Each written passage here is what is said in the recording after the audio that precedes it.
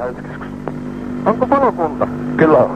Oletko Itkoniemen kavulla, niin Juustan kavun ja Itkoniemen kavun kulmassa, niin on tiessä putkipohki ja tulee vettä valtavasti, aatotallit täynnä ja kaikki. Juustan kavun ja Itkoniemen kavun kulmassa. Niin, että minkä tässä oot soitellut sen kummempaa? Sillä on melkomoinen vuoto. Joo. Vitsi. Ilmoittaa se eteenpäin. Täh? Ilmoittaa se eteenpäin. Pieni hetki. Nopeasti, sillä on niin paljon tullut aatotallin vettä, sillä on aatot ummassa ja kaikki. Selvä. 3 metrin matkalta potki on pohki ja tulee vettä paljon pitkin katuja. Juustan kavun ja Itkoniemen kavun. Itkoniemen katu 19 ja Juustan kavu siinä kolma. Että se on niinku Itkoniemen puolella enemmän se, mut kyllä se näkyy. Selvä. Nopeasti. Nopeasti, selvä. Voi hyvä. Hälytyskeskus. Onko palokunta? Kyllä on. Tulkee perkele häkkinen tai joko koko taloutella on veen pääsemus.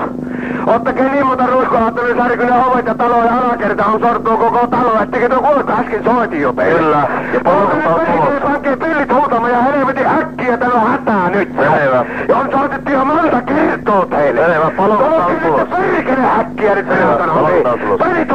Pillit huutamaan, uskokei nyt minulla. Ja häkkiä. Selvä. Hälytyskeskus Kuopio.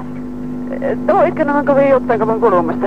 Nee. Tuleeko se pala-autoa tänne? Kyllä. Täällä putki poikki. Kyllä Täällä on niin paljon vettä koko seutu täynnä, että Kyllä on. lähtekee toimaan ja äkkiä. Kun on tulossa. Selvä.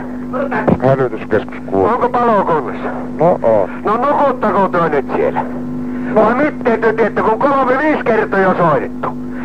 Itkoniemen Juustan kolma, täällä on tosi hätää nyt. No kun se on Tulkaa nyt perkele, se vaan pitää nyt tulla hakemaan sieltä.